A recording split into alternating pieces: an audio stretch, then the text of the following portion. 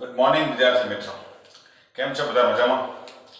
મિત્રો, આજે આપણે સવર્ગ સંયોજનોની અંદર સૌથી મહત્વનો મુદ્દો છે એ સમજવાનો છે, એટલે બરાબર માનસિક રીતે પ્રિપેર થઈ જજો, સીટ બેલ્ટ બાંધી અને બરાબર બેસી જજો, કારણ કે આ પ્રકરણનો સૌથી અગત્યનો મુદ્દો છે અને આ દરેકને આવડવું જરૂરી છે. સવર્ગ સંયોજનોના આઈયુપીએસસી નામકરણને લગતા પ્રશ્ન છે એ લગભગ દરેક પરીક્ષાઓમાં પૂછાય છે. પછી એ બોર્ડની પરીક્ષા હોય, ગુજકેટની હોય કે જેડબલઈ કે નીટની પરીક્ષા હોય, તમને આઈયુપીએસસી નામકરણ ઉપર આધારિત પ્રશ્નો છે એ એમાં 100% આવશે.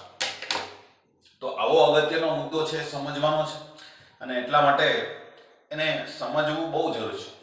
બરાબર ધ્યાન રાખશો તો આ મુદ્દો છે એ બહુ સહેલો છે અને તમને પરફેક્ટ એના રોકડા માર્ક્સ મળી શકે એવો છે. આરામથી તમે આના ઉપર આધારિત પ્રશ્નો છે એના બધા માર્ક પૂરેપૂરા મેળવી શકશો. પણ એના માટે નિયમો સમજવા જરૂરી છે.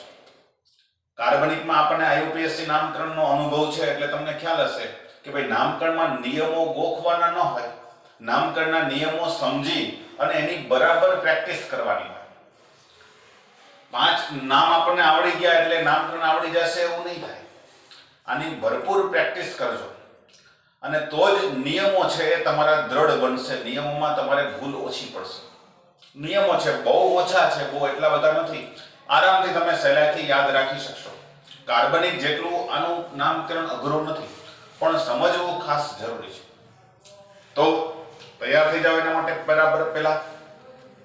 સૌથી પહેલા નામકરણના નિયમો તમને હું સમજાવું એ પહેલા આપણે સવર્ગ સંયોજનો છે એને 4 વિભાગમાં વહેંચી નાખીએ. નામકરણ કરવા માટે નામકરણ કરવાનું હોય, તમારે નામ ઉપરથી સૂત્ર બનાવવું હોય કે સૂત્ર આપેલું હોય એના ઉપરથી નામ લખવું હોય, તો આપણે એને 4 વિભાગમાં કેટેગરાઇઝ કરી અને પછી એનું નામ આપવાનું કે એનું સૂત્ર લખવાનો પ્રયત્ન કરશું. આ 4 પ્રકારો કયા કયા એ પહેલા ઓળખી લઈએ અથવા તો એ સમજી લઈએ. બરાબર. સૌથી પહેલા આપણે સવર્ગ સંયોજનો છે, બરાબર, એને 4 ભાગની અંદર વહેંચું છું. જેમાં પહેલો પ્રકાર કે જેની અંદર સવર્ગ સ્પીસીસ ધનાયન સ્વરૂપે હોય.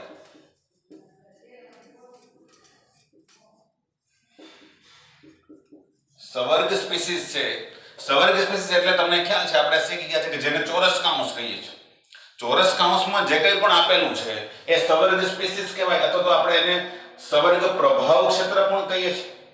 હવે એની ઉપર ધન વીજભાર આવતો હોય એટલે કે એ ધનાયન સ્વરૂપે હોય. બીજો પ્રકાર આપણે પાડીએ આનો જ વિરોધી કે જેમાં સવર્ગ સ્પીસીસ ઋણાયન સ્વરૂપે હોય.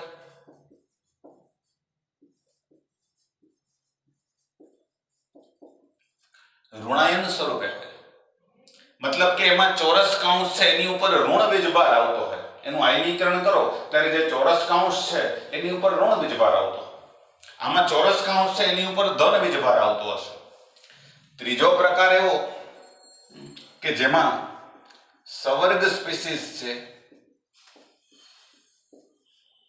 સવર્ગ સ્પીસીસ એ તટસ્થ હોય, તટસ્થ અણુ સ્વરૂપે હોય. મતલબ કે ચોરસ કાઉન્સ ઉપર ધન વીજભાર ન આવતો હોય કે એની ઉપર ઋણ વીજભાર ન આવતો હોય. બરાબર. અને ચોથો પ્રકાર આપણે એવો લઈ શકીએ કે જેમાં સવર્ગ સ્પીસીસ છે એ બંને સ્વરૂપે હોય, ધનાયન અને ઋણાયન બંને હોય, અથવા તો બંને સ્વરૂપની હોય એમ લખી શકો.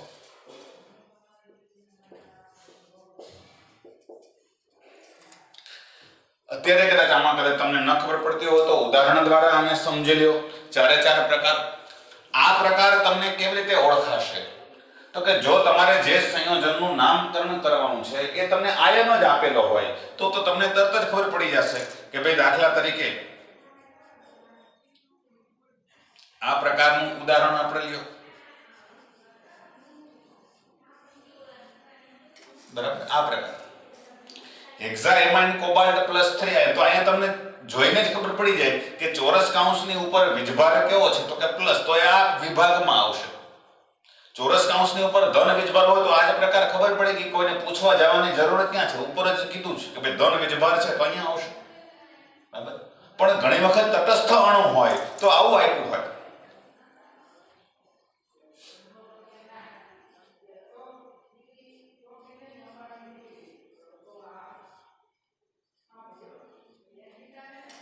COH2O6 Cl3 અથવા તો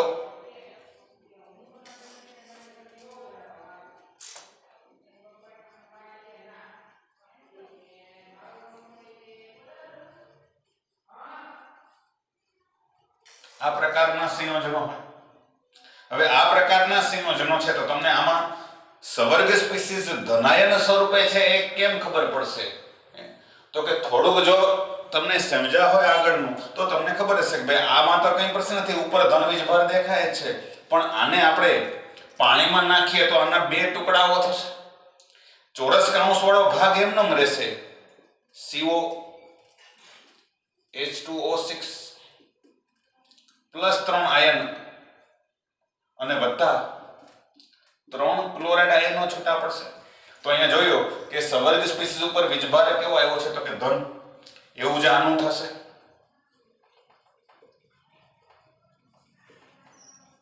આની ઉપર +2 વીજભાર આવશે અને સલ્ફેટ આયન છૂટો પડશે. તો આમાં પણ સવર્ગ સ્પીસીઝ ધન વીજભાર ધરાવે છે. ખબર કેમ પડી આપણને? તો કે ઓટોમેટિક ખબર પડી જાય. થોડુંક લોજિક હલાવો તો કે ભાઈ જો તટસ્થ અણુ હશે તો એમાં પાછળની સાઈડ તમને ઋણાયન દેખાશે. પાછળની સાઈડ શું દેખાશે તો કે ઋણાયન, ક્લોરાઇડ ઋણાયન છે, સલ્ફેટ ઋણાયન છે. પાછળ ઋણાયન આપેલો હોય ને આગળ ચોરસ કૌંસ આપેલો હોય, સવર્ગ સ્પીસીઝ આગળ હોય તો એનો મતલબ કે ધનાયન સ્વરૂપે હશે. સમજાશે આટલી વસ્તુ કે એમાં તમને ચોરસ કૌંસની પાછળ ઋણાયન જોવા મળે તો સમજવાનું કે આ પહેલો પ્રકાર. ચોરસ કૌંસની પાછળ ઋણાયન મળવો જોઈએ અથવા તો ઉપર ધન વીજભાર લખેલો હોય તો એ પહેલો પ્રકાર થઈ ગયો. સેમ એવી જ રીતે બીજો પ્રકાર તમે સમજી શકો. થોડુંક સમજ્યા હોય તો આના ઉપરથી ખબર પડી જાય કે ભાઈ આમાં ખબર કેવી રીતે પડશે. તો કે અહીંયા આગળ કાં તો તમને ઉપર ઋણ વીજભાર આપેલો જ હોય, દાખલા તરીકે FeCN6 -3 આયન, તો આમાં ઉપર ઋણ વીજભાર આપેલો છે, કોઈને પૂછવા જવાની જરૂર નથી. આ જ પ્રકારનું સંયોજન તમે લખી શકો, બરાબર. પણ આવું ન હોય તો કેમ ખબર પડશે? તો કે આ ઋણાયન છે તો એને બેલેન્સ કરવા માટે આગળ ધનાયન મૂકેલો હશે.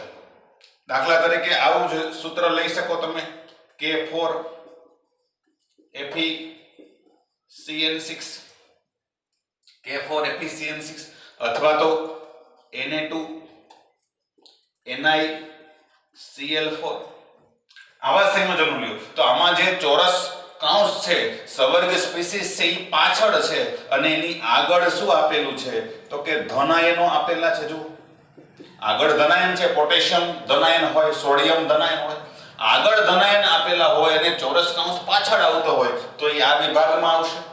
સમજાય જશે, બરાબર.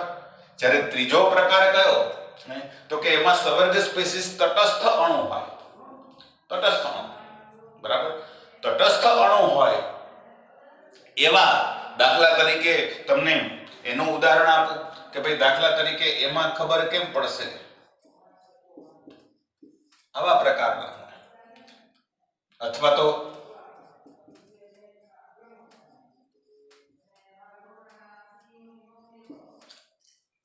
તો હજી એક ઉદાહરણ લેવું હોય તો આવું પણ લઈ શકો.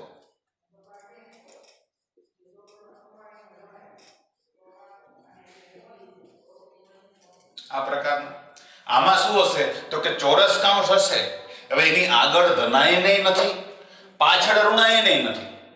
આગળ ધનાયન હોય તો આ વિભાગમાં આવે, પાછળ ઋણાયન હોય તો આ વિભાગમાં આવે અને ઉપર વીજભાર નથી આપેલો કંઈ કંઈ નથી તો સમજવાનું કે આ તટસ્થ અણુ છે, આ ન્યુટ્રલ તટસ્થ અણુ સ્વરૂપનું સવર્ગ સંયોજન છે. ખ્યાલ આવશે. અને ચોથો પ્રકાર તો કે આ તો જોઈને જ ખબર પડી જશે, જેમાં સવર્ગ સ્પીસીસ ધનાયને હોય અને ઋણાયને હોય, મતલબ કે બે ચોરસ કૌંસ હોય. આવા સંયોજનો, દાખલા તરીકે Ag,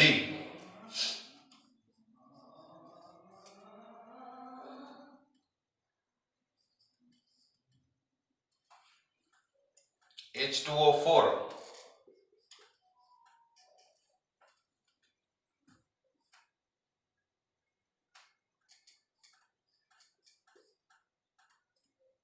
અથવા તો આપણે થોડોક આમાં સુધારો કરી આ પ્રકારનું ઉદાહરણ છે એ તમને ભાગ્યે જ જોવા મળશે અથવા તો ઓછા જોવા મળશે. ઉદાહરણનું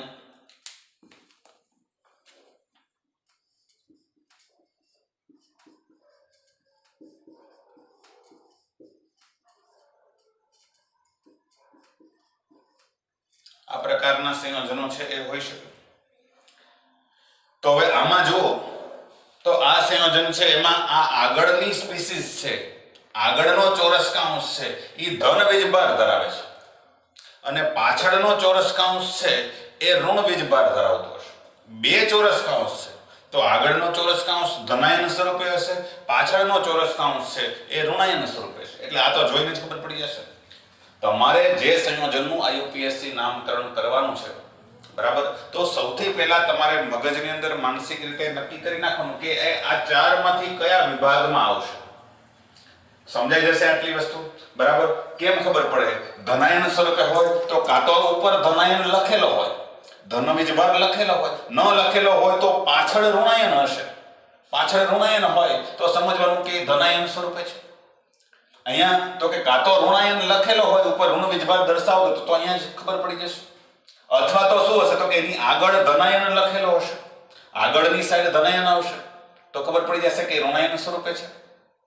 ઉપર વીજભારે ન હોય, આગળ ધનાયને ન હોય અને પાછળ ઋણાયને ન હોય તો આ પ્રકારમાં આવશે, બરાબર. અને આ તો જોઈને જ ખબર પડી જાય કે ભાઈ બે ચોરસ કૌંસ આપેલા હોય એવા સંયોજનો એ આ વિભાગમાં આવશે.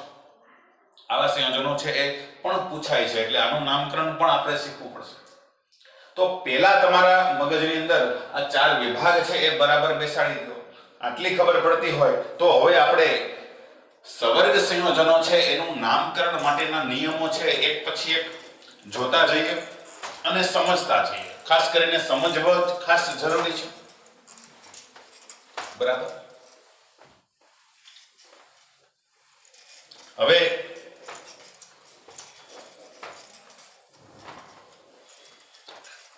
બે ત્રણ ઉદાહરણ છે એ હું લખું છું દરેકના, જેથી કરીને એ સમજવા માટે આપણે એ નિયમો છે એ ખાસ જરૂરી રહેશે.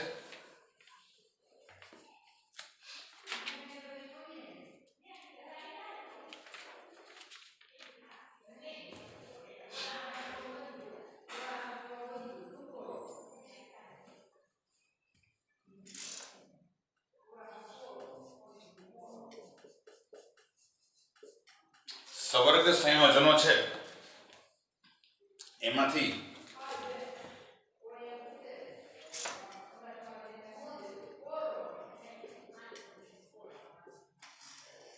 એક ઉદાહરણ આપણે થોડાક લઈએ છીએ જેથી કરીને એનું નામ આપણે સહેલાઈથી સમજી શકીએ.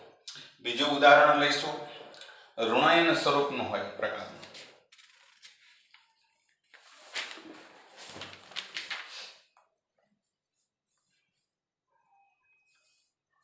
આમાંથી મારે શોધવા પડશે એવા ઉદાહરણો જે છે.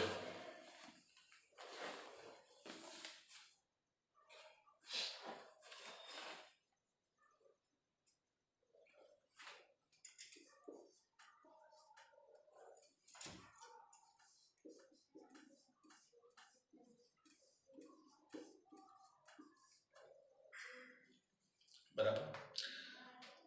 અને ત્રીજા ઉદાહરણની અંદર આપણે જે લીધું હતું એ જ લઈએ.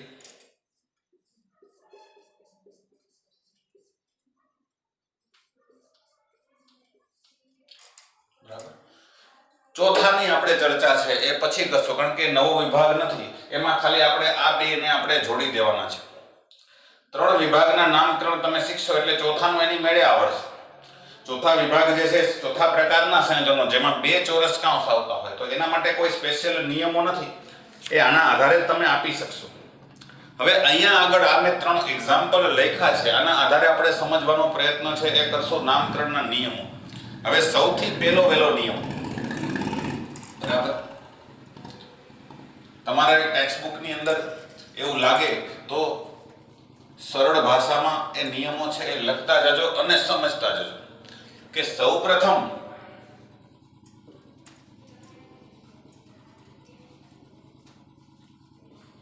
ધનાયનનું નામ લખ્યા બાદ ઋણાયનનું નામ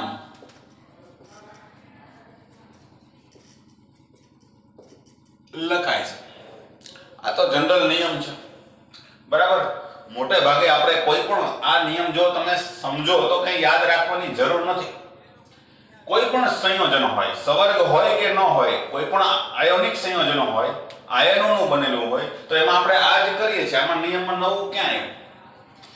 ધનાયનનું નામ લખ્યા બાદ ઋણાયનનું નામ લખાય, તો બધામાં આપણે એમ જ કરીએ છીએ ને. યાદ કરો, સૌથી સરળમાં સરળ, સૌથી પહેલું આપણે આ સંયોજન યાદ રાખ્યું, સોડિયમ ક્લોરાઇડ.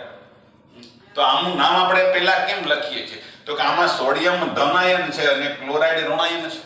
તો પહેલા નામ કોનું લખીએ છીએ? તો કે સોડિયમનું, અને પછી નામ લખીએ છીએ ક્લોરાઇડનું.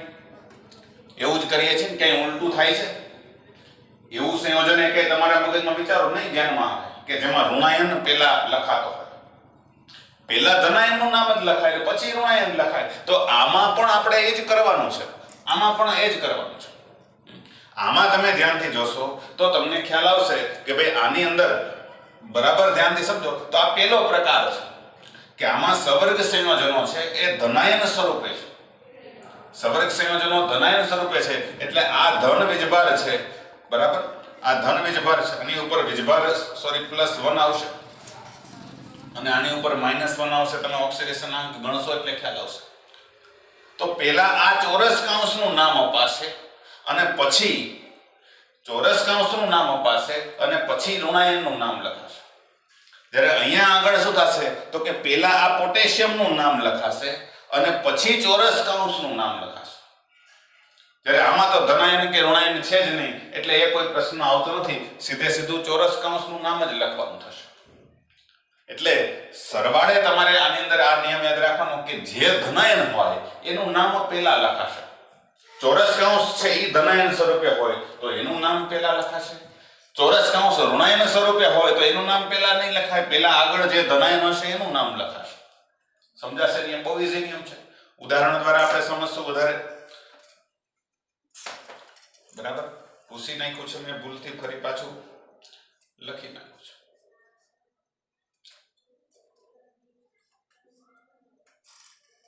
ઉદાહરણ તરીકે આપણે સરળ જ લઈ લઈએ છીએ, બરાબર, જે આપણે સહેલાઈથી નામ આપી શકીએ. હવે બરાબર અહીંયા સમજો બીજો નિયમ જે છે, બીજો નિયમ. હવે આ ચોરસ કાંસની અંદર નામકરણ કરવા માટેના નિયમો છે. તો એની અંદર સૌથી પહેલા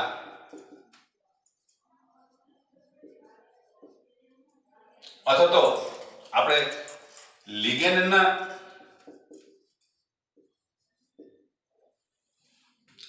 નામકરણ કરતી વખતે, લિગેન્ડનું નામકરણ કરતી વખતે લિગેન્ડના નામની આગળ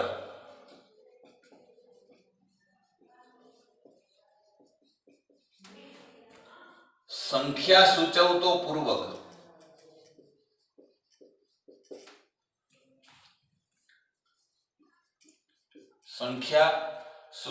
પૂર્વક જેવા કે ડાઈ, ટ્રાઈ, ટેટ્રા વગેરે લખવામાં આવે છે. બરાબર. લિગેન્ડનું નામ કરો ત્યારે લિગેન્ડના નામની આગળ લિગેન્ડનું નામ લખતા પહેલા તમારે એની સંખ્યા સૂચવતો પૂર્વક લખવું પડશે.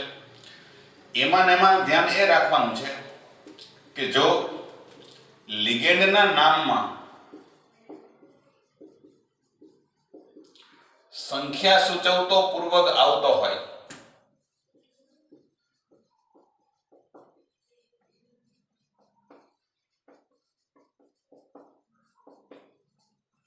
તો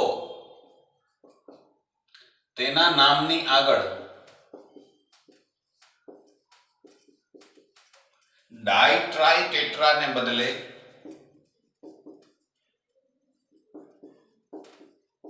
ટેટ્રાને બદલે 20 30 કે ટેટ્રાકિસ જેવા પૂર્વક લગાડાય છે. આવું શું કામ? તો કે એ આપણે સમજશું. દાખલા તરીકે અહીંયા આગળ આપણે લખવું હશે તો અહીંયા લિગેન્ડ તરીકે એમાઇન છે, તો લિગેન્ડનું નામ એમાઇન લખીએ એ પહેલા એમાઇનની સંખ્યા કેટલી છે? તો કે 6.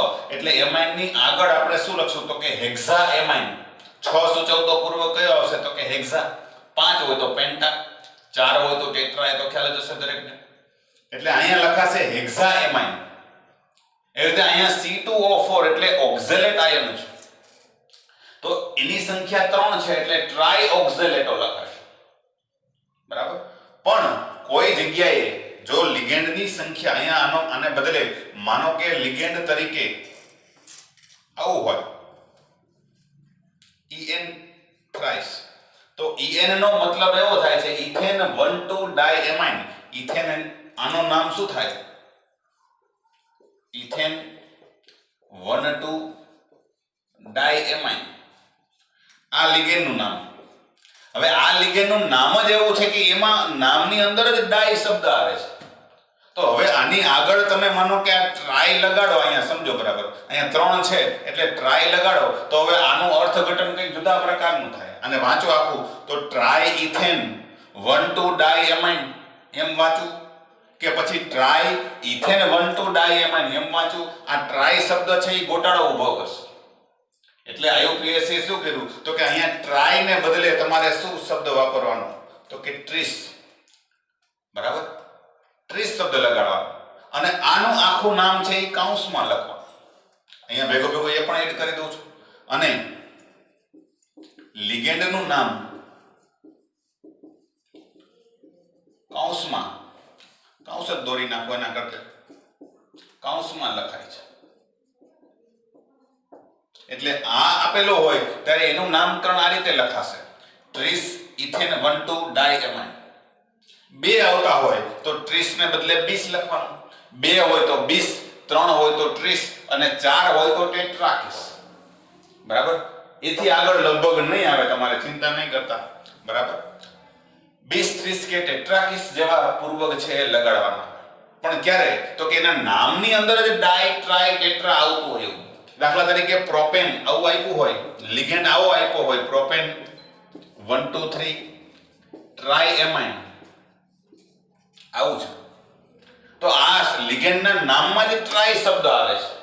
તો અહીંયા આગળ તમારે ડાય, ટ્રાય, ટેટ્રા નહીં લગાડી શકો. તમારે આ લિગેન્ડ જો 2 સંખ્યામાં આવતો હોય તો આખો કાઉન્સ કરી અને આગળ તમારે 20 લગાડવાનું. આવો લિગેન્ડ છે એ 2 વખત આવતો હોય તો આગળ શું લાગશે? તો કે 20. ખ્યાલ આવશે? બરાબર. બાકીના સંજોગોમાં તમારે શું લખવાનું છે? તો કે ડાય, ટ્રાય, ટેટ્રા એવા પૂર્વક જ લગાડવાના છે. બાકીના સંજોગોમાં 2 હોય તો ડાય, 3 હોય તો ટ્રાય, 4 હોય તો ટેટ્રા, એ પ્રકારના. પછી લિગેન્ડના નામ આપતી વખતે એના માટેનો નિયમ છે કે સામાન્ય રીતે લિગેન્ડના નામકરણમાં જો ઋણ લિગેન્ડ હોય તો પાછળ ઓ પ્રત્યય, પાછળ ઓ પ્રત્યય અને ધનાયન સ્વરૂપે હોય, ધન લિગેન્ડ હોય, એમ જ લખીએ, ધન લિગેન્ડ હોય તો પાછળ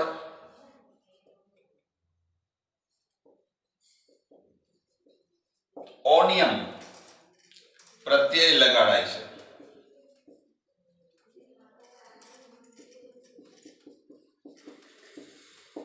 ઓનિયમ પ્રત્યય લગાડાય છે. અને જો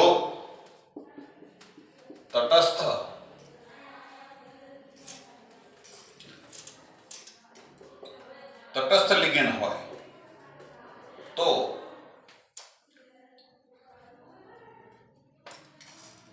એમાં કોઈ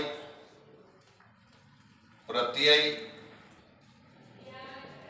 લગાડાતો નથી. એમાં કોઈ પ્રત્યય લગાડાતો નથી. જેમ કે ઉદાહરણ દ્વારા સમજો છો, આની આપણે જરૂર નથી, પાછું જોશે ત્યારે લઈ લેશું. બરાબર. દાખલા તરીકે તમને મેં લિગેન્ડનું લિસ્ટ છે એ યાદ રાખવાનું કીધું, એ લિગેન્ડના નામ બરાબર યાદ રાખજો. જેમ કે ઋણ લિગેન્ડો હશે જેટલા પણ Cl- હોય તો આનું નામકરણ આપણે કઈ રીતે કરશું? તો કે ક્લોરાઇડો. બરાબર. એવી રીતે SO4-2 હશે તો એને કહેશું સલ્ફેટો. સલ્ફેટ આયન છે લિગેન્ડ તરીકે તો એને કહેશું સલ્ફેટો. યાદ છે આવું? દરેકમાં પાછળ O લગાડીએ છે. O-2 હોય તો ઓક્ઝો કહેવાય છે. ઓક્ઝો. CO3-2 હોય તો કાર્બોનેટો કહેવાય છે. બરાબર. આ પ્રકાર ઋણ લિગેન્ડ હોય તો ધનાયન લિગેન્ડ સ્વરૂપે હોય, ધનાયન લિગેન્ડ સ્વરૂપે તો એના ઉદાહરણ પણ મેં તમને આપ્યા હતા. ફરી પાછા લખાઈ દો. 3 લિગેન્ડો છે તમારે કોષ્ટકની અંદર. એ કોષ્ટકમાં એ 3 છે એ યાદ રાખજો. બરાબર. એમાંથી એક છે નાઇટ્રોસોનિયમ હાઇડ્રોઝોનિયમ, એક આવશે NO+, તો આનું નામ આપણે આપીએ છીએ નાઇટ્રોસોનિયમ. પાછળ ઓનિયમ લાગશે. બરાબર. આને બદલે જો NO2+ હોય, આવા લિગેન્ડો બહુ ઓછા હશે પણ હોય તો, બરાબર, આનું નામ આપવું હોય તો એને આપણે કહીશું નાઇટ્રોનિયમ.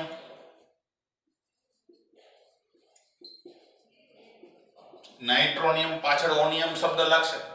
અને આને બદલે NH2 NH3+ હોય, હાઇડ્રોઝોનિયમ કહેવાય છે.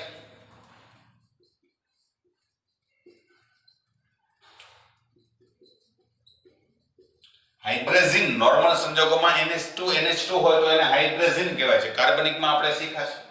પણ એમાં એક H+ આયન આવેલો હોય તો એ હાઇડ્રોઝોનિયમ તરીકે ઓળખાશે. તો આ લિગેન્ડ છે એના નામકરણ માટેના નિયમો છે.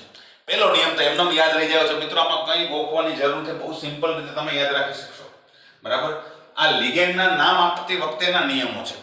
અને હવે એક નિયમ આમાં હું ખાલી એડ કરવાનું રહ્યું એટલે લિગેન્ડના નામકરણના નિયમો બધાય પૂરા થઈ ગયા. 5મો એક નિયમ છે એ એડ કરી દો. આગળ પાછળ લખી શકો તમે, એવું કોઈ જરૂર નથી. કે જ્યારે સંયોજનમાં એકથી વધુ લિગેન્ડો આવેલા હોય,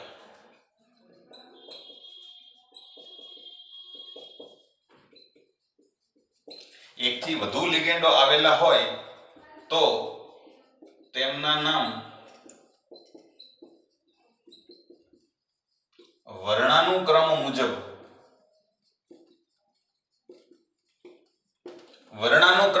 લખાય છે. વર્ણાનુક્રમનો મતલબ શું? કે ABCD ના ક્રમમાં, મૂળાક્ષરના ક્રમમાં.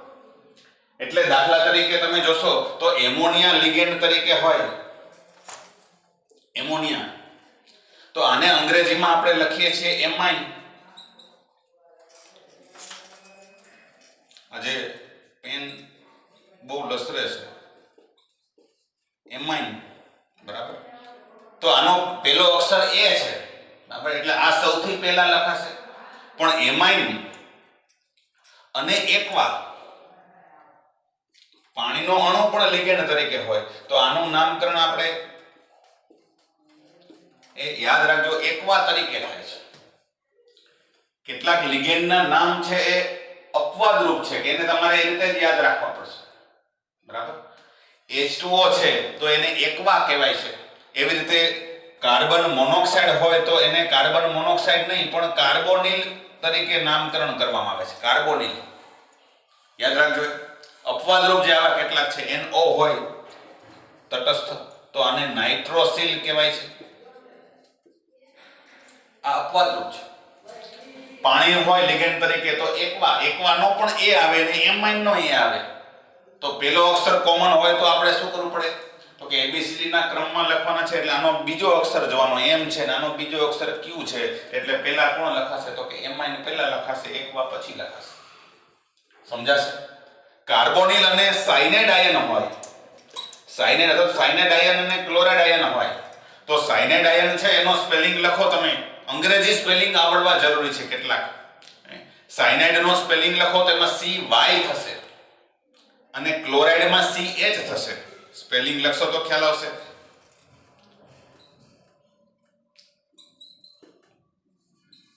બરાબર. CY અને ક્લોરાઇડ માં આ રીતે લખીએ છીએ તો આમાં C પછી Y આવે છે અને C પછી H આવે છે તો વર્ણાનુક્રમ પ્રમાણે પહેલા ક્લોરાઇડ નું નામકરણ થાય. આ પણ ખાસ મહત્વનું છે જ્યારે એકથી વધારે લિગેન્ડો આવતા હોય ત્યારે એના નામકરણ કરતી વખતે તમારે ABCD ના ક્રમમાં લખવાના છે. મિત્રો અત્યારે આ બધી વસ્તુ છે એ તમને કદાચ થોડીક અટપટી લાગતી હોય તો મૂંઝાતા ને અત્યારે આજે આપણે ખાલી નિયમો જ સમજીએ, ચિંતા કરવાની કોઈ જરૂર નથી. આ બધું શું આવ્યું છે, આટલા નિયમો છે, આમાંથી તમને યાદ રાખવા જો તમે સમજવાનો પ્રયત્ન કરશો તો બહુ ઇઝીલી યાદ રાખી શકશો. પહેલો નિયમ તો તમને એમ આવડી જાય, યાદ રાખવાની જરૂર જ નથી. રહી જાય કે નહીં કે પહેલા ધનાયનું નામ લખાય તો એ તો નેચરલ વસ્તુ છે કે સોડિયમ ક્લોરાઇડ પહેલા ધનાયને જ લખે છે ને, ક્લોરાઇડ સોડિયમ તો નથી લખતા. તો એ નિયમ યાદ રાખવાની જરૂર ખરી તો કે નહીં તો કે આ ભૂલી જાઓ. તો હવે બાકી રહ્યા 4 નિયમો. તો 4 નિયમની અંદર તમારે બહુ સિમ્પલ રીતે યાદ રાખવાના છે નિયમો કે ભાઈ લિગેન્ડ જો એકથી વધારે હોય તો એને કેવી રીતે લખવાના છે તો કે ABCD ના ક્રમમાં, ABCD ના ક્રમમાં લિગેન્ડ લખવાના છે. લિગેન્ડના નામ માટેના નિયમો છે તો આ નિયમો તમારે લિગેન્ડના નામ તો યાદ જ રાખવાના છે બધાના. લિગેન્ડના નામનું કોષ્ટક મેં તમને યાદ રાખવાનું કીધેલું કે ભાઈ એ તમે યાદ રાખજો તો એમાં જોશો તમને ખ્યાલ આવશે કે મોટા ભાગના જે ઋણ લિગેન્ડો છે તો પાછળ O પ્રત્યય લાગતો હોય. ક્લોરાઇડ હોય તો એનો ક્લોરાઇડો થશે. જૂના સિસ્ટમ પ્રમાણે ક્લોરાઇડ નું ક્લોરો કરતા, બ્રોમાઇડ નું બ્રોમો, આયોડો એ પ્રમાણે નામકરણ કરતા. પણ હવે થોડોક સિસ્ટમમાં ફેરફાર થયો છે. IUPAC હવે થોડીક સુધારણા ફરી પાછો એક ફેરફાર કર્યો છે કે હવે ક્લોરાઇડ ને ક્લોરો નહીં એને ક્લોરાઇડો જ કહેવું છે. સાયનાઇડ ને સાયનો કહેતા પણ હવે સાયનાઇડ ને સાયનાઇડો જ કહેવાનું. પાછળ નામની પાછળ O લગાડી દેવાનું એટલે ક્લોરાઇડ નું ક્લોરાઇડો થશે, બ્રોમાઇડ નું બ્રોમાઇડો થશે, સલ્ફેટ હોય તો સલ્ફેટો થશે, ઓક્ઝેલેટ હોય તો ઓક્ઝેલેટો થશે, હાઇડ્રોક્સાઇડ આયન હોય તો હાઇડ્રોક્સો થશે. તો એ ઋણાયન હોય ત્યારે ધનાયનમાં પાછળ ઓનિયમ લગાવી તમે ઉદાહરણ બતા નાઇટ્રોસોનિયમ, હાઇડ્રોઝોનિયમ એ પ્રકારના. અને બાકી તટસ્થ છે તો એમાં કોઈ લગાડતો જ નથી, એમાં જેમ નામ હોય એમનામ જ રાખવાનું છે. હા, અપવાદરૂપ જે કેટલાક છે નાઇટ્રોસિલ છે, એકવા છે, પાણીનું નામ પાણી તરીકે નથી કરવાનું એ યાદ રાખજો. પાણી હેક્ઝા પાણી એવું લખશે પાછા કેટલાક, પાણીનું નામ એકવા તરીકે નામકરણ થાય છે તો હેક્ઝા એકવા લખાશે 6 પાણીના અણુઓ લિગેન્ડ તરીકે જોડાયેલા હોય. ક્લિયર થાય છે? એટલે આ નિયમો તમારે આમ જોવા જાવ તો બહુ ઈઝી વસ્તુ છે કે લિગેન્ડના નામ ABCD ના ક્રમમાં લખવાના છે. લિગેન્ડના નામ તો તમારે એ જ રાખવા છે, લિગેન્ડ તમને આવડવા જ જોઈએ. હવે બાકી રહ્યા આ 2 નિયમો તો એમાં સિમ્પલ વસ્તુ છે કે લિગેન્ડના નામની આગળ સંખ્યા સૂચવતો પૂર્વક તો લખવો જ પડે ને. કયો લિગેન્ડ કેટલી સંખ્યામાં જોડાયેલો છે, 2 હોય તો ડાઈ, 3 હોય તો ટ્રાઈ, 4 હોય તો ટેટ્રાઈ તો લખવું પડશે. બરાબર. પણ એમાં આ એક નિયમ યાદ રાખવાનો કે જો લિગેન્ડના નામમાં જ ડાઈ, ટ્રાઈ કે ટેટ્રા એવો શબ્દ આવતો હોય તો એના નામની આગળ 20, 30 કે ટેટ્રાકી શબ્દો જોડાશે. ખ્યાલ આવશે? આ પ્રમાણે પહેલા ધનાયનું નામ લખાશે, લિગેન્ડનું નામ લખાશે, લિગેન્ડના નામ લખ્યા પછી હવે આવશે ધાતુનું નામ લખવાનું. તો હવેનો નિયમ છે એ 2-3 નિયમો છે એ ધાતુના નામકરણ માટેના છે.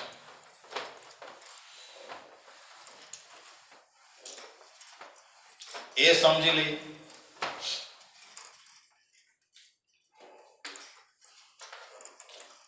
ધાતુનું નામ ક્યારે લખવાનું છે? તો કે બધા જ લિગેન્ડોના નામ લખ્યા બાદ ધાતુ આયનનું નામ લખવામાં આવે છે.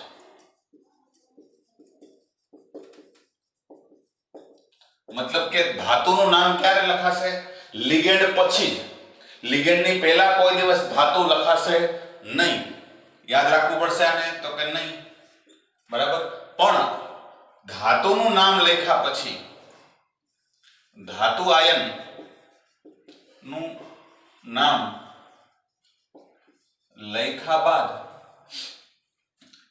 તેનો ઓક્સિડેશન આંક રોમન અંકોમાં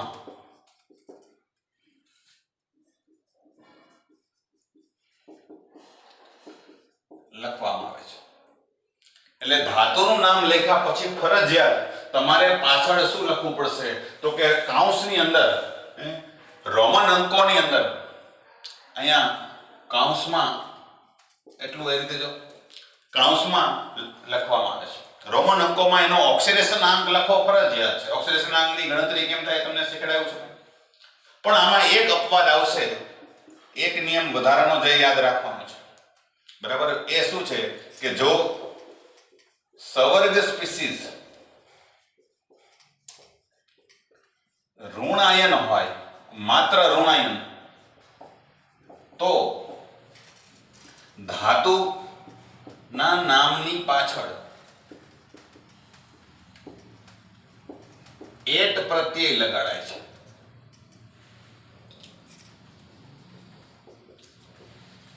એટ પ્રત્યય લગાડાય છે. પણ એ ક્યારે? ખાસ યાદ રાખજો કે ઋણાયન સ્વરૂપે હોય તો જ, બાકી નહીં. બરાબર. એટ પ્રત્યય કેવી રીતે લાગશે? દાખલા તરીકે જો શંકર ધાતુ તરીકે નિકલ હોય તો નિકલેટ લખાશે. બરાબર. કોબાલ્ટ હોય તો કોબાલ્ટેટ તરીકે નામકરણ થશે. ઝિંક હોય તો ઝિંકેટ તરીકે નામકરણ થશે. બરાબર. પ્લેટિનમ હોય તો પ્લેટિનેટ તરીકે નામકરણ થશે. આ લખતા જજો એવું લાગે તો. બરાબર. મેંગેનીઝ હોય તો મેંગેનેટ તરીકે નામકરણ થશે. બરાબર. મેંગેનેટ તરીકે. એવી જ રીતે વેનેડિયમ હોય તો વેનેડેટ, વેનેડિયમ હોય તો વેનેડેટ. આ બધા યાદ રહી જાય એવા છે. પણ કેટલાક અટપટાઈ છે કે જેમાં તમારે થોડોક વિશેષ ધ્યાન રાખીને એને યાદ રાખવા પડશે. એવા કેટલાક જે છે. બરાબર. યાદ આવતા જાય એમ લખતો જાઉં છું કે દાખલા તરીકે કોપર હોય તો કોપરેટ નહીં થાય, એનું થશે ક્યુપરેટ. બરાબર. આયરન હોય, બરાબર, તો એનું આયરનેટ ને બદલે ફેરેટ થશે, એનું નામ ફેરેટ તરીકે લખાશે. સિલ્વર હોય તો આનું નામ સિલ્વરેટ નહીં, એને બદલે આર્જેન્ટેટ તરીકે નામકરણ થશે. આર્જેન્ટિનમ ઉપરથી એની સંજ્ઞા આવેલી છે, એજી, એટલે આર્જેન્ટેટ પ્રત્યય લાગશે. બરાબર. HG હોય તો હાઇડ્રોગારેટ એવો પ્રત્યય લાગશે. આ જે છે મેં બ્લુ પેન થી લખ્યા છે એ વિશેષ યાદ રાખજો, કારણ કે એમાં ભૂલ પડે. આ બધા તો યાદ રહી જાય એવા છે, એમાં કઈ વિશેષ અઘરું નથી. બરાબર. પ્લેટિનમ હોય તો પ્લેટિનેટ, કોબાલ્ટ હોય તો કોબાલ્ટેટ, ઝિંક હોય તો ઝિંકેટ, એલ્યુમિનિયમ હોય તો જે આમાં એડ કરી શકો તમે. ભાગ્યે જોવા મળશે પણ ક્યારેક હોય તો એ લખી શકો. એલ્યુમિનિયમ હોય તો એલ્યુમિનેટ, એલ્યુમિનેટ લખાશે. પણ આવા જે કેટલાક છે એ ખાસ યાદ રાખવા પડશે. બરાબર. ગોલ્ડ હોય, હજી આમાં એક એડ કરી દો ગોલ્ડ, તો ગોલ્ડેટ નહીં થાય, એનું નામ થશે ઓરેટ. આ યાદ રાખવા પડશે તમારે નામ, જેટલા બ્લુ પેન થી લખેલા છે વિશેષ. હજી આવા બીજા કોઈ આવે તો મગજમાં રાખજો. મને યાદ આવ્યા છે એટલે તો એડ મેં કર્યા છે, બરાબર છે. તો આ ધાતુ માટેના 3 નિયમો યાદ રાખવાના છે કે લિગેન્ડના નામ પછી ધાતુનું નામ લખાશે, ધાતુનું નામ પછી લેખા પછી ફરજિયાત રોમન અંકોમાં ઓક્સિડેશન અંક આવશે, બરાબર. અને જો સવર્ગ સ્પીસીસ છે એ ઋણાયન સ્વરૂપે હોય તો એના નામની પાછળ એટ પ્રત્યય લાગશે, બરાબર. આટલા જ નિયમો છે. આ નિયમો આપણે પહેલા સમજ્યા છે, બરાબર સમજો. હવે આપણે એનું નામકરણ કરતી વખતે હજી જો આ બધા નિયમોને ભેગા કરીએ નામ કેવી રીતે લખાશે તો એના માટે હું તમને એક સરસ મજાની શોર્ટ ટ્રીક આપીશ, બરાબર. આપણે વારાફરતી ક્રમ અનુસાર હવે નામકરણ શરૂ કરીએ છીએ, બરાબર. અત્યારે નિયમો સમજાતા ભાઈ નામ આપતી વખતે તમે આ સિમ્પલ ફોર્મ્યુલા આ બધા નિયમો તમને હું એક ધડાકે હમણાં યાદ રખાવી દઉં છું. એકેય નિયમો તમને ભૂલાશે નહીં, બરાબર. એકેય નિયમો છે એ ભૂલાશે નહીં. સિમ્પલ ફોર્મ્યુલા તમને આપી દઉં છું. બધા નિયમો આવી જાય એટલે તમારે એક પણ તમારે નામમાં ક્યારેય ભૂલ ન પડે, બરાબર. આપણે જે 4 પ્રકારો પાડ્યા હતા યાદ કરો, એમાંથી પહેલો પ્રકાર કયો હતો તો કે સવર્ગ સ્પીસીસ ધનાયન સ્વરૂપે હોય. સવર્ગ સ્પીસીસ ધનાયન સ્વરૂપે હોય તો હવે આનું નામકરણ કેમ થશે તો કે સવર્ગ સ્પીસીસ ધનાયન સ્વરૂપે હશે એટલે એમાં ચોરસ કૌંસ આગળ આવશે ને, ચોરસ કૌંસ આગળ આવશે કારણ કે ધનાયનને પહેલા લખીએ છીએ. એટલે આપણે શું કરશું તો કે આની ફોર્મ્યુલા હું જે આપું છું એ તમે બરાબર ધ્યાનથી સમજો કે ભાઈ આપણે પહેલો નિયમ શું હતો તો કે પહેલા ધનાયનનું નામ લખાય અને આમાં ધનાયન છે એ ચોરસ કૌંસ છે. દાખલા તરીકે આપણે ઉદાહરણ તરીકે લઈ શકીએ હેક્સાએમાઇન કોબાલ્ટ ક્લોરાઇડ. તો આમાં ચોરસ કૌંસ આગળ હશે અને એની પાછળ ઋણાયન હશે એટલે પહેલા ધનાયન ને પછી ઋણાયન. તો પહેલા ચોરસ કૌંસનું નામકરણ થશે. તો હવે ચોરસ કૌંસના નામકરણમાં આપણે નિયમ મુજબ લખીએ તો પહેલા શું આવશે તો કે લિગેન્ડની સંખ્યા સૂચવતો પૂર્વક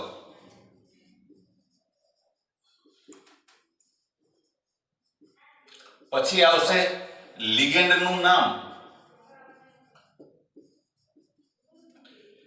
લિગેન્ડની સંખ્યા સૂચવતો પૂર્વક લખવાનું છે, પછી લિગેન્ડનું નામ લખવાનું છે. દરેકમાં આવશે. અને જો એકથી વધારે લિગેન્ડ હોય આમાં એક જ લિગેન્ડ હોય તો આટલું જ આવશે, પણ જો એકથી વધારે લિગેન્ડ હોય તો કે બધા લિગેન્ડમાં આ જ પ્રમાણે તમારે વર્ણાનુક્રમને અનુસરવાનું છે, બરાબર. હવે એના પછી શું આવશે તો કે લિગેન્ડનું નામકરણ પતી ગયું પછી આવશે ધાતુનું નામ. ધાતુનું નામ પછી રોમન અંકોની અંદર ઓક્સિડેશન આંક લખવાનો છે રોમન અંકોમાં, બરાબર. આટલું કરશો એટલે હવે લિગેન્ડ આવી ગયા, ધાતુ આવી ગઈ એટલે આ ચોરસ કૌંસનું નામકરણ પૂરું થઈ ગયું. વિચારો આ ચોરસ કૌંસ મેં કર્યો છે મેં, બરાબર, અહીંયા લખ્યો છે પણ નામકરણમાં તમારે નથી કરવાનું. મેં ખાલી તમને સમજ પડે એટલે ચોરસ કૌંસ લખ્યો છે. આ ચોરસ કૌંસનું નામકરણ પૂરું થઈ ગયું. હવે શું બાકી રહ્યું તો કે ચોરસ કૌંસ એટલે ધનાયનનું નામકરણ પૂરું થયું પછી હવે ઋણાયનનું નામ એટલે પાછળ શું આવશે તો કે ઋણાયનનું નામ. આ ફોર્મ્યુલા રહેશે, બરાબર, આ પ્રમાણે. હવે આ ફોર્મ્યુલા દરેકને યાદ રહી જશે. હવે આમાં તમારે નિયમો જો આવી જ ગયા બધા આ ફોર્મ્યુલાને તમે યાદ રાખી લીધો. પહેલા ધનાયનનું નામ લખ્યું પછી ઋણાયનનું નામ લખ્યું. પહેલો નિયમ આવી ગયો. લિગેન્ડમાં તો કે પહેલા સંખ્યા સૂચવતો પૂર્વક અને પછી લિગેન્ડનું નામ. સંખ્યા સૂચવતો પૂર્વક લિગેન્ડનું નામ. આમાં ઓલો પેટા નિયમ યાદ રાખવાનો કે જો નામની અંદર જ ડાયટ્રાઇટેટ્રા આવતું હોય તો અહીંયા આગળ 20 30 ટેટ્રાકીસ લગાડવાનું છે, બાકી ડાયટ્રાઇટેટ્રા લગાડવાનું છે. આ નિયમમાં યાદ રહી જશે. અને લિગેન્ડના નામ જો એક થી વધારે હોય તો એબીસીડી ના ક્રમમાં લખવાના છે, યાદ રહી જશે. બે જ નિયમ યાદ રાખવાના છે કે સંખ્યા સૂચવતો પૂર્વક છે એ તો આપણને ખબર જ છે કે ડાયટ્રાઇટેટ્રા જ લગાડવાના હોય, પણ આમાં જો તમારે ડાયટ્રાઇટેટ્રા આવતા હોય તો અહીંયા તમારે 20 30 ટેટ્રાકીસ લગાડવાનું છે. આ એક નિયમ યાદ રાખવાનો છે વધારાનો આ સિવાયનો. અને બીજો યાદ રાખવાનો છે કે એક થી વધારે લિગેન્ડ હોય તો તમારે એબીસીડી ના ક્રમમાં લખવાના છે. સમજાઈ જશે આ બે જ નિયમ. પછી તો બાકીનું તો સેમ જ છે, ધાતુનું નામ બરાબર, રોમન અંકોમાં ઓક્સિડેશન અંક અને ઋણાયનનું નામ, આ પ્રમાણે થશે. જો આના બદલે સવર્ગ સ્પીસીસ છે,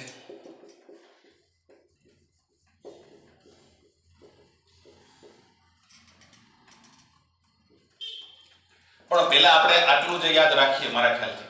અત્યારે ખાલી તમને હું ફોર્મ્યુલા આપી દઉં છું બેયની, બરાબર. પ્રેક્ટિસ છે આપણે એકની જ કરશું. સવર્ગ સ્પીસીસ ઋણાયન સ્વરૂપે હોય. દાખલા તરીકે આનું ઉદાહરણ છે આપણે જોઈશું.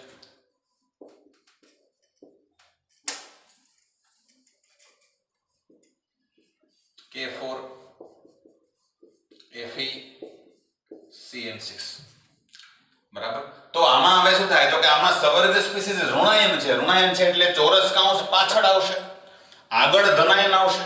તો આગળ ધનાયન આવશે એટલે સૌથી પહેલા શું આવશે તો કે આ આગળ ધનાયનનું નામ આવશે. સૌથી પહેલા શરૂઆત આપણે કરવી પડશે શેનાથી તો કે ધનાયનનું નામ સૌથી પહેલા આવશે. ધનાયન નામ લખાઈ ગયા પછી હવે ચોરસ કૌંસનું નામકરણ કરવાનું છે. આ ચોરસ કૌંસ એટલે હું ચોરસ કૌંસ કરું છું તમને ખબર પડે કે ચોરસ કૌંસનું નામકરણ કરવાનું છે. એમાં શું આવશે તો કે આ તો નિયમ એને પણ લાગુ પડે એટલે સૌથી પહેલા આવશે લિગેન્ડનું નામ, લિગેન્ડનું સંખ્યા સૂચવતો પૂર્વક,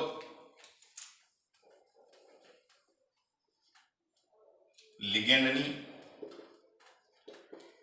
સંખ્યા સૂચવતો પૂર્વક બરાબર. પછી આવશે લિગેન્ડનું નામ. લિગેન્ડના નામમાં કઈ ફરક નથી પડતો.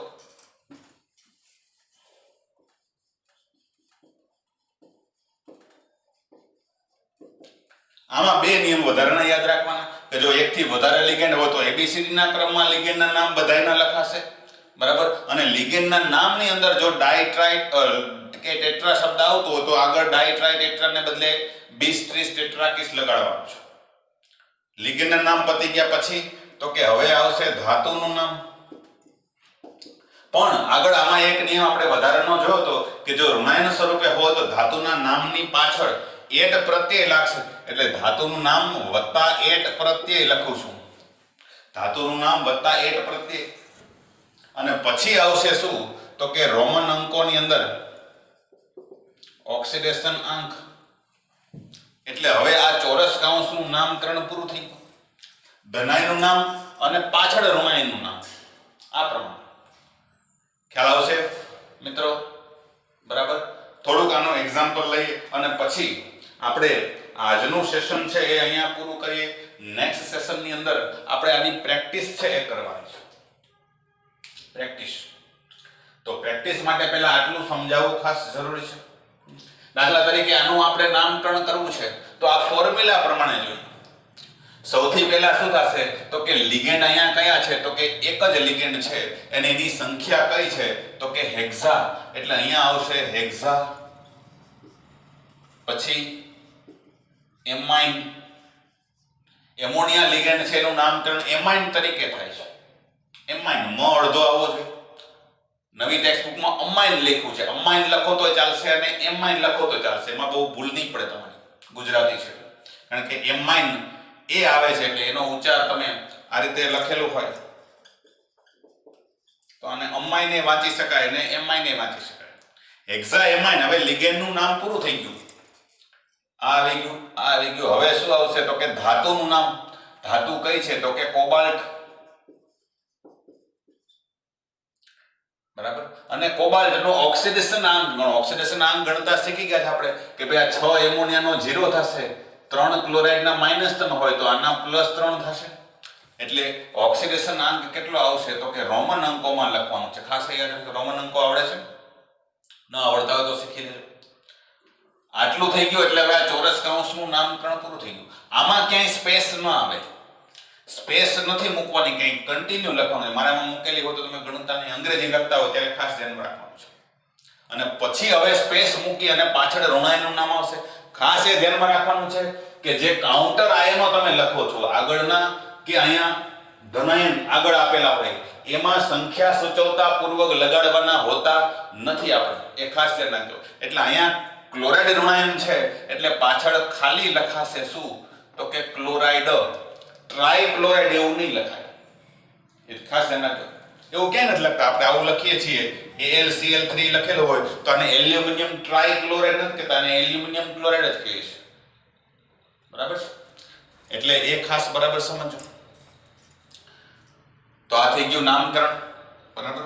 આ નિયમ પ્રમાણે બરાબર આ ફોર્મ્યુલાના આધારે તમે આરામથી નામ કરવાની પ્રેક્ટિસ કરી શકશો. દાખલા તરીકે આનું નામકરણ આપણે આપવું છે તો આમાં પહેલા આ ધનાયનનું નામ આપણે આપીએ પોટેશિયમ. તો પહેલા ધનાયનનું નામ શું આવશે? તો કે પોટેશિયમ. પોટેશિયમ. બરાબર? પછી તો કે આ ધનાયનનું નામ આવી ગયું. હવે અહીંયા આ ચોરસ કૌંસનું નામકરણ શરૂ થશે. તો એમાં પહેલા લિગેન્ડની સંખ્યા સૂચવતો પૂર્વક સાયનાઇડ લિગેન્ડ છે અને 6 ની સંખ્યામાં છે એટલે સંખ્યા સૂચવતો પૂર્વક આવશે હેક્ઝા સાયનાઇડો. સાયનાઇડ લિગેન્ડનું નામકરણમાં પાછળ ઓ લગાડીએ છીએ. હેક્ઝા સાયનાઇડો. બરાબર? સંખ્યા સૂચવતો પૂર્વક આવી ગયું. આ દરેક વસ્તુ સમજતા જજો. આ લિગેન્ડનું નામ આવી ગયું. હવે શું આવશે? તો કે ધાતુનું નામ અને એની પાછળ એટ પ્રત્યય. હવે આયરન છે તો આયરન ધાતુનું નામ આયરનેટ નથી થતું. મેં તમને કીધું કે એનું નામ શું થાય છે? તો કે ફેરેટ થાય છે. ફેરેટ. એટલે આ આવી ગયું બે ભેગું ફેરેટ. અને પછી પાછળ લખાશે રોમન અંકોમાં ઓક્સિડેશન આંક. રોમન અંકોમાં ઓક્સિડેશન આંક ગણશો તો આનો આવશે +2. એટલે આ આવી ગયું. બરાબર? આ ફોર્મ્યુલા છે એને તમે ફોલો કરશો મિત્રો તો તમારે નામકરણમાં ક્યાંય ભૂલ નહીં પડે. બરાબર? આ આવી ગયું, આ આવી ગયું, ધાતુનું નામ આવી ગયું, ઓક્સિડેશન આંક આવી ગયો અને છેલ્લે ઋણાયનનું નામ આવી ગયું છે. સમજાય છે મિત્રો? તો આ પહેલા જે બે પ્રકારો છે એમાં આ પ્રકારે તમારે નામકરણ કરવાની પ્રેક્ટિસ કરવાની છે. પહેલા બધા નિયમો છે એને સમજી લ્યો અને થોડોક પ્રયત્ન કરો નામકરણ આપવાનો. નામકરણ માટેની પ્રેક્ટિસ માટેનો થોડોક પ્રયત્ન છે કરજો આ ફોર્મ્યુલા પ્રમાણે તમારી રીતે. કારણ કે તમે જેટલી પ્રેક્ટિસ કરશો એટલું તમને નામકરણ છે એ વધુ આવડશે. નેક્સ્ટ સેશનની અંદર આપણે સ્વાધ્યાયના ઉદાહરણમાં જે આપેલા છે લખાણ સંબંધિત પ્રશ્નો છે એની ચર્ચા કરશું. પ્લસ હજી આમાં ઉલટી પ્રક્રિયા સમજવાની છે નામકરણમાં કે તમને નામ આપેલું હોય તો સૂત્ર કેવી રીતે બનાવવું તો એની ચર્ચા પણ આપણે કરવાની થશે. પણ પહેલા આ બે ફોર્મ્યુલા ખાલી યાદ રાખી લો. આમાં હવે તમારે બધા નિયમો આવી ગયા. જો ધ્યાન તો ખાલી 3 જ નિયમો યાદ રાખવાના છે. હવે આ ફોર્મ્યુલા જો યાદ રહી ગયો કઈ નિયમ યાદ રાખવાના છે તો એક પેલો 20-30 ટેટ્રાકીસ વાળો નિયમ અને એકથી વધારે લિગેન્ડ હોય તો એબીસીડી ના ક્રમમાં યાદ રાખવાના. આ બે જ નિયમો રહ્યા બધા. બાકી બધું આવી ગયું. આ ફોર્મ્યુલા યાદ રાખો એટલે બધી નિયમો છે આનો સમાવેશ આમાં થઈ ગયો. તમારે કંઈ યાદ રાખવાની જરૂર નથી. ખાલી બે જ નિયમ વધારાના યાદ રાખવાના છે કે લિગેન્ડ જો એકથી વધારે ક્રમમાં આવતા હોય બરાબર તો એવા સંજોગોમાં એને એબીસીડી ના ક્રમમાં લખવાના થશે. એબીસીડી ના ક્રમમાં એક ઉદાહરણ તમને એનું પણ હું આપી દઉં. બરાબર? પછી આજનું સેશન છે એ પૂરું કરીએ કે ભાઈ દાખલા તરીકે આ પ્રકારનું સંયોજન છે.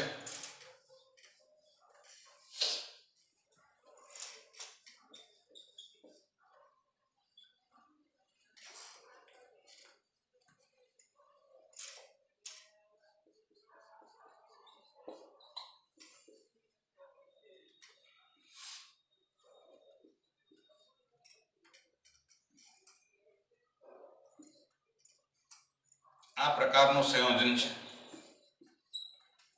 બરાબર? તો સૌથી પહેલા તમને પ્રકાર ખબર પડવો જોઈએ કે આ કયા પ્રકારનું સંયોજન છે. પહેલા પ્રકારનું કે બીજા પ્રકારનું? તો જોઈને ખબર પડી જાય કે ભાઈ અહીંયા પાછળ ઋણાયન આપેલો છે. પાછળ ઋણાયન છે એટલે આ પહેલો પ્રકાર છે. તો હવે આનું નામ આપતું હોય તો કેવી રીતે આપશું? તો કે અહીંયાથી શરૂઆત કરવાની છે કે પહેલા લિગેન્ડની સંખ્યા સૂચવતા પૂર્વક અને લિગેન્ડના નામ. તો અહીંયા ધ્યાન દેજો તો 3 લિગેન્ડો છે. ત્રણ લિગેન્ડો. આ લિગેન્ડનું નામ શું થાય છે તો કે એમાઇન. આનું નામ થશે ક્લોરાઇડો અને આનું નામ થશે ઇથેન 1,2 ડાયએમાઇન. આ ત્રણ લિગેન્ડો છે, બરાબર. તો હવે ત્રણ લિગેન્ડોની અંદર તમારે ત્રણેયના નામ અને એની સંખ્યા સૂચવતા પૂર્વક લખવાના થશે. તો એબીસીડી ના ક્રમમાં લખાશે. એબીસીડી પ્રમાણે પહેલા શું આવશે તો કે એબીસીડી નો આનો એ આવશે, આનો ક્લોરાઇડો નો સી આવશે અને ઇથેન નો ઈ આવશે. એટલે પહેલા નામ કોનું લખાશે તો કે એમાઇન નું. હવે એની સંખ્યા કેટલી છે તો કે 2. એટલે શરૂઆત અહીંયાથી આપણે કરીએ તો આ લિગેન્ડની સંખ્યા સૂચવતો પૂર્વક શું આવશે તો કે ડાયએમાઇન પહેલા આવશે, ડાયએમાઇન. પછી તો કે એવી રીતે 2 ક્લોરાઇડ છે એટલે ડાયક્લોરાઇડો, ડાયએમાઇન ડાયક્લોરાઇડો. આનું નામ પતી ગયું, આનું નામ પતી ગયું. હવે આનું નામ આવશે, પણ અહીંયા ઓલો નિયમ યાદ આવવો જોઈએ કે ભાઈ આની સંખ્યા 2 છે પણ એના નામમાં જ ડાય શબ્દ આવે છે. એટલે આના નામમાં આગળ ડાય આવે છે એટલે ડાય નહીં લખાય, પણ એને બદલે શું લખાશે તો કે 20 લખાશે, 20. અને એ લિગેન્ડનું નામ કૌંસમાં લખવાનું, ઇથેન 1,2 ડાયએમાઇન. આ કૌંસ પૂરો, બરાબર. આ શું પતાવ્યું તો કે હજી આપણે પહેલા 2 સ્ટેપ જ પતાવ્યા. લિગેન્ડની સંખ્યા સૂચવતો પૂર્વક અને લિગેન્ડનું નામ. આ સંખ્યા સૂચવતો પૂર્વક લિગેન્ડનું નામ, સંખ્યા સૂચવતો પૂર્વક લિગેન્ડનું નામ, સંખ્યા સૂચવતો પૂર્વક લિગેન્ડનું નામ. ત્રણેય લિગેન્ડના નામ પતી ગયા. હવે લિગેન્ડના નામ પણ પછી આવે ધાતુનું નામ એટલે કોબાલ્ટ. કૌંસમાં એનો ઓક્સિડેશન અંક, કોબાલ્ટનો ઓક્સિડેશન અંક ગણશો તો આની અંદર આવશે +3, બરાબર, +3. અહીંયા આવું સંયોજન જો કે બનશે નહીં, તમારે ચિંતા નહીં કરતા, બરાબર. અહીંયા આપણે થોડોક 2-4 બંધ આના બની ગયા એટલે આના એક જ આમ તો લેવા પડશે, પણ છતાંય અત્યારે આપણે આપી દઈએ છીએ, વાંધો નહીં. આવું સંયોજન હોય નહીં કારણ કે આમાં 8 સવર્ગાંક થઈ જાય. 8 સવર્ગાંક વાળા સંયોજનો બનતા નથી એટલે લેતા નહીં આપણે, પણ સમજવા માટે ઉદાહરણ માટે ચાલશે, વાંધો નહીં. કોબાલ્ટ 3 અને પાછળ લખાશે ઋણાયનનું નામ એટલે બ્રોમાઇડ, બ્રોમાઇડ, બરાબર. પાછળ જે ઋણાયન હોય એની સંખ્યા સૂચવતો પૂર્વક તમારે લખવાનો હોતો નથી, એ યાદ રાખજો, બરાબર. વાસ્તવમાં આ સંયોજન છે એમાં એમોનિયા અને ક્લોરાઇડ બે એક જ હોય એટલે 4 બંધ આના બને, નાના બેના એક બંધ જ બને. તો એક જ હોય તો સંખ્યા સૂચવતો પૂર્વક નહીં આવે, ખાલી એટલું જ આવશે એમાઇન, પછી ક્લોરાઇડો, પછી 20 ઇથેન 1,2 ડાયએમાઇન અને કોબાલ્ટ. હવે આનો વીજભાર તમે ગણતરી કરશો, બરાબર. આનો વીજભાર આનો +3 હોય તો અહીંયા આવશે Br2. આ પ્રકારની ફોર્મ્યુલા થશે. તો આ સૂત્ર છે એ પ્રમાણે નામકરણ થશે આના માટે. આ હવે ફોર્મ્યુલા સાચી છે અને નામે સાચું છે, બરાબર. તો આ એક પ્રેક્ટિસ વધારાનું આપણે ઉદાહરણ જોયું છે મિત્રો. હજી વધારે પ્રેક્ટિસ કરશું, ચિંતા નહીં કરતા. તમારે તે જેટલા આવડે એટલા સહેલા ઉદાહરણો માટેનો પ્રયત્ન છે એ કરજો. નેક્સ્ટ સેશનની અંદર આપણે એની પ્રેક્ટિસ કરશું વધારે, બરાબર. તો ત્યાં સુધી બરાબર મહેનત કરતા રહેજો અને નિયમો છે એના આધારે પ્રેક્ટિસ ચેક કરતા રહેજો, બરાબર. આજનું સેશન આપણે અહીંયા પૂરું કરીએ છીએ મિત્રો. આવજો.